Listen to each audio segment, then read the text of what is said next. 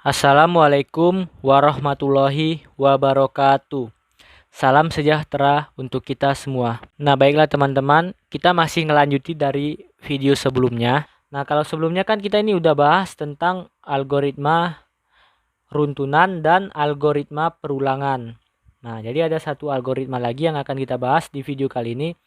Itu adalah algoritma percabangan.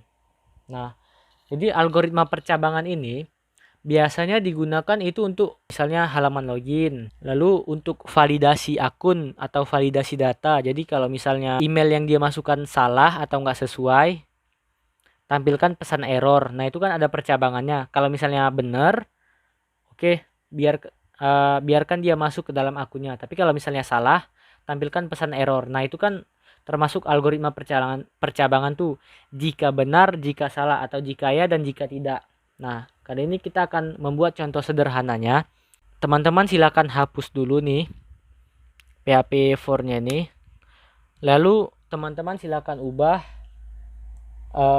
nama variabel di PHP kita. Ini misal nih kita buat nama variabel baru dengan nama email.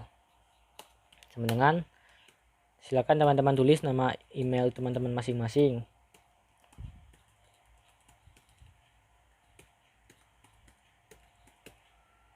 gmail.com. Nah, lalu password sama dengan apa ya, Fazal 123 aja lah, Fazal 123. Nah ini langsung kita coba. Misalnya ini kita ingin membuat contoh halaman login sederhana.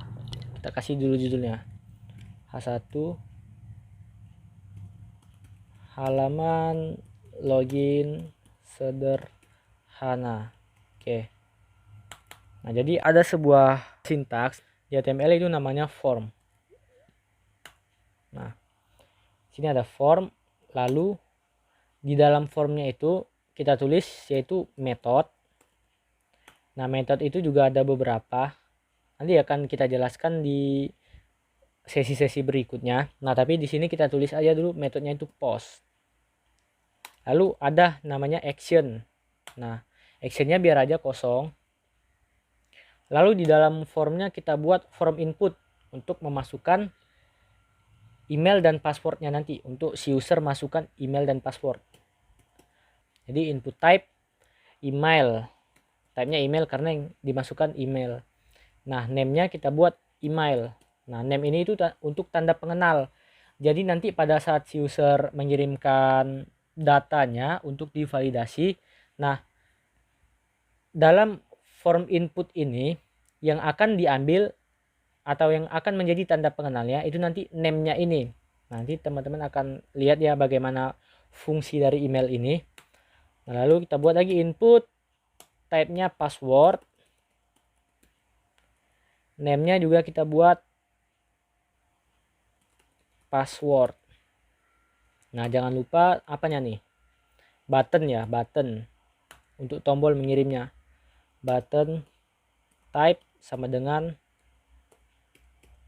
submit.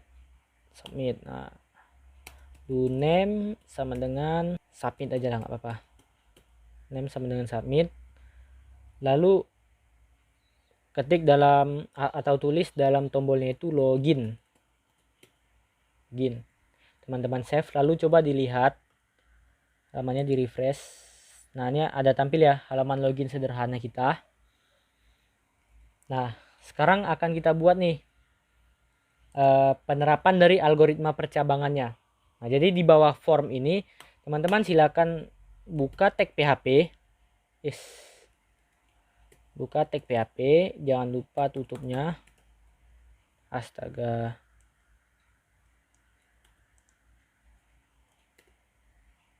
Nah, teman-teman bisa ketik seperti ini. If atau jika is set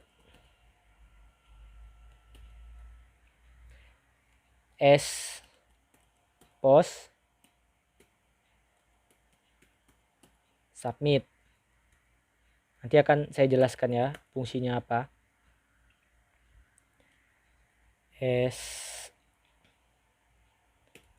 mail sama dengan s post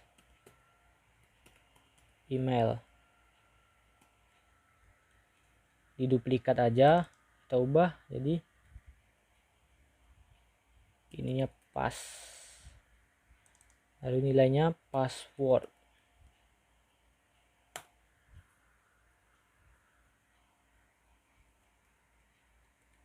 Nah, sampai sini dulu nih akan saya jelaskan. Jadi di sini fungsinya if isn't as post submit. Nah, maksudnya apa? Jika tombol submit dengan metode pengiriman pos, nah ini fungsinya metode tadi ya. Jika tombol submit dengan metode pengiriman pos, jadi kalau ini kan apa? Name-nya submit. Nah, jadi kalau misalnya kita di sini buat name-nya login, maka nama yang di sini juga harus kita ubah menjadi login. Jadi disesuaikan dengan nama dari tombolnya. Jadi jika tombol login dalam sebuah form method post ditekan, maka apa yang akan terjadi? Nah, inilah yang akan terjadi nih.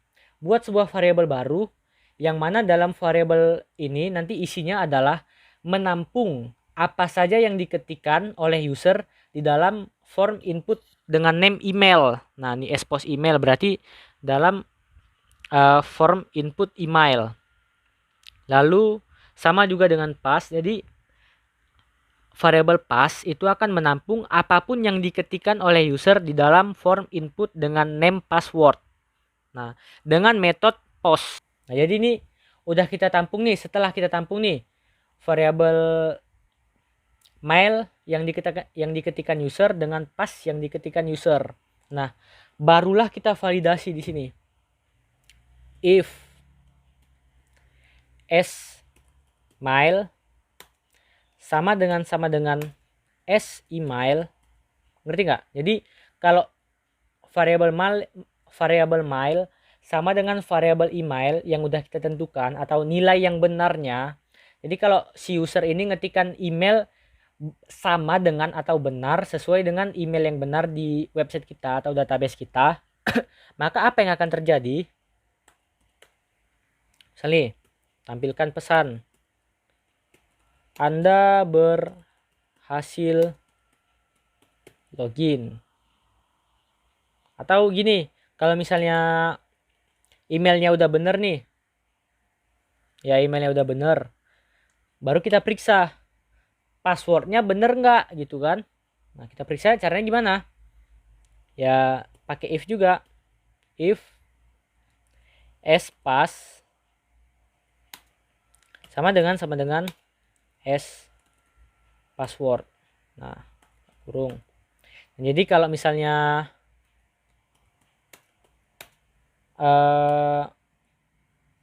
email yang diketikkan user dengan password yang diketikkan user sama dengan yang ada di database kita, nah maka tampilkan pesan Anda berhasil login.